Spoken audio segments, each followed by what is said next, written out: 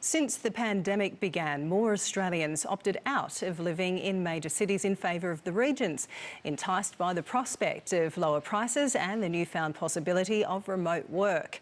Now, the demand for rental properties is pricing local residents out of the market. In Coffs Harbour, on the New South Wales mid-north coast, people are now living in their cars and caravans, unable to secure affordable housing. People have long flocked to Coffs Harbour for their summer holidays. It's easy to see why, but this small slice of paradise is becoming out of reach for some of its residents. Joanne Johnston will be spending this Christmas in her car, where she and her 4-year-old son have lived for the past 2 years. It was family and domestic violence. That's why we become homeless. Well, I've applied for over 300 and something properties and I've got knocked back for every single one of them. Joanne has a job and can afford to pay the rent as advertised. But for each property, the competition is ferocious. They're in my budget, but there's not enough properties. Yeah, my budget is $420 and I'm still having trouble. Vacancy rates are low all around the country.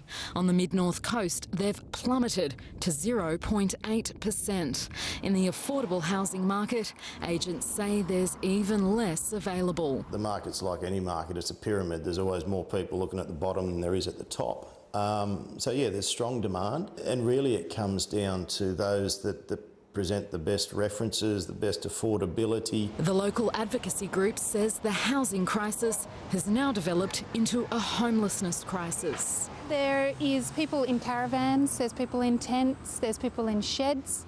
You know, I was talking with someone the other day and they were so excited because they had secured a shed as a rental. Rental prices have risen right across this state since the start of the pandemic. But here in Coffs Harbour, the increase has been hefty.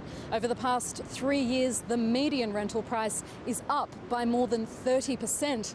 That's double the state average. The average renter here now pays about $520 per week.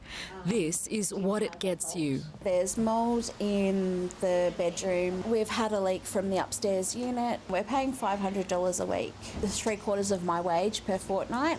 Some weeks we're really good, and other weeks is like, okay, let's go visit the food banks. Elizabeth Purnell has already been homeless once. She, her husband and their 9-year-old daughter spent 4 weeks in a caravan. She also has autism, so she regressed quite a fair bit being in the caravan, not having, access to her own space, not being able to reach the toilets in time. Earlier this year, they were just 4 days away from being homeless again when they found this unit.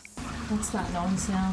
That's upstairs, the bathtub emptying, so I assume we'll end up with a lot of water in the next, say, 5 or 10 minutes. But they are reluctant to complain. I'm just too scared, I suppose, of being homeless again to actually go to the tribunal and say, hey, it is one of the most terrible feelings ever. This Christmas, Elizabeth will be once again searching for rentals, hoping when their lease expires in the new year, they'll have somewhere else to go. Claudia Farhart, SBS World News.